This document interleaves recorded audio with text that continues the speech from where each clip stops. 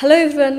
ఈ మధ్య కాలంలో చాలామంది హెల్దీ లైఫ్ స్టైల్ లీడ్ చేయాలి అనుకుంటున్నారు, బట్ ప్రాపర్గా ఎటువంటి హెల్దీ లైఫ్ స్టైల్ లీడ్ చేయాలి అనేది తెలీదు. సో ఈ పాడ్కాస్ట్ చూస్తే మీకు ఫుల్ ఆన్ క్లారిటీ వస్తుంది. అండ్ ఎస్పెషలీ క్రోనిక్ కండిషన్స్, అందులోనూ డయాబెటిక్ పేషెంట్స్ ఎక్కువ ఉన్నారు. అండ్ డయాబెటీస్ ఎలా డీల్ చేయాలి, జూనియర్ డయాబెటీస్ ఎలా డీల్ చేయాలి, ప్రెగ్నెన్సీలో మనం డయాబెటీస్ వస్తే ఎటువంటి ప్రికాషన్స్ మనం తీసుకోవాలి, అండ్ ఇలా బోల్డ్ అండ్ హెల్త్కి సంబంధించిన డిస్కషన్స్ జరుగుతుంది ఇవాళ ఈ పాడ్కాస్ట్లో. So we have an amazing doctor అనమాట, డాక్టర్ సాగరి ఆనంద గారు.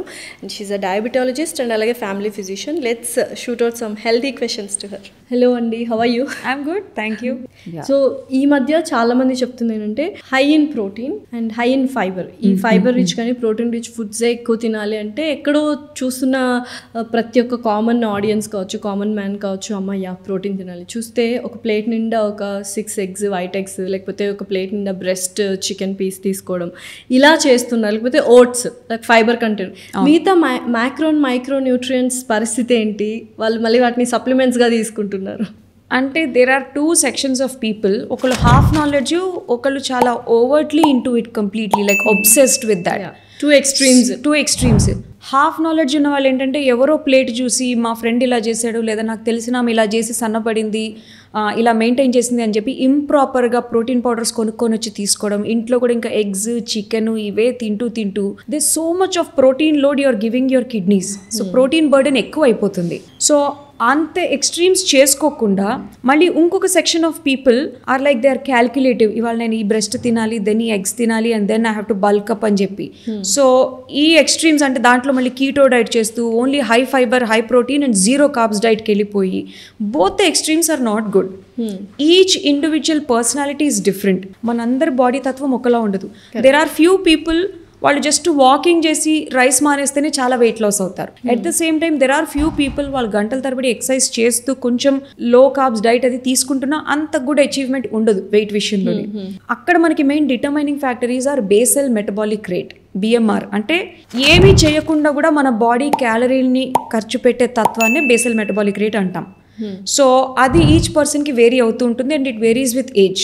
This BMR is very high in children.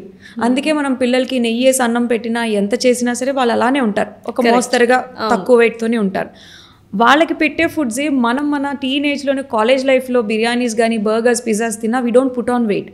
But as we cross 35, when you're eating the same food, కొంచెం తినగానే you'll notice a jump in the scale weight. Next day bloating కానీ, పొట్ట భాగంలో కొంచెం ఏదో పెరిగినట్టుగా కానీ అనిపించడం. This is all because our basal metabolic rate తగ్గిపోతూ ఉంది క్రమంగా with age. So this varies individually from person to person. Same ఏజ్లో ఉన్న ఇద్దరు వ్యక్తులకి BMR అనేది డిఫరెంట్గా ఉంటుంది. So no 2 people can follow common diet. Correct expert opinion తీసుకొని మన బాడీకి లిటరలీ 10% ఆఫ్ ఆ బాడీ వెయిట్ మనకి ప్రోటీన్ ద్వారా రావాలి. అంటే ఒక 60 kg వెయిట్ పర్సన్కి పర్ డే 60 grams ప్రోటీన్ అవసరం. సో ఈ బేసిక్ నాలెడ్జ్, ఇన్ఫర్మేషన్ ఉండాలి, అవేర్నెస్. ఒక ఎగ్ తిన్నామంటే అందులో 6 grams ఆఫ్ ప్రోటీన్ ఉంటుంది.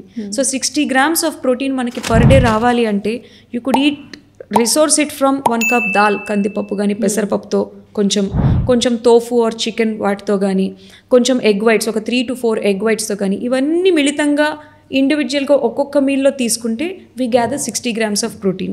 దీని మీద అతి చేసి మళ్ళీ ప్రోటీన్ పౌడర్స్లు, వే ప్రోటీన్స్ తీసుకుంటూ మళ్ళీ ఫుడ్ ద్వారా వచ్చే ప్రోటీన్ ఆపకుండా చేసినప్పుడే యూరిక్ యాసిడ్ అనేది ఎక్కువడం, క్రియాటినిన్ ఎక్కువడం, కిడ్నీ ఫెయిల్యూర్స్కి వెళ్ళడము, వాళ్ళకి తెలియకుండా వేరే రిపర్కషన్స్కి వెళ్ళడం అనేది జరుగుతుంది. బట్ ఇప్పుడు క్రియాటినిన్ కూడా ఒక చిన్న డబ్బాలో వస్తుంది, people are having it. Is it good?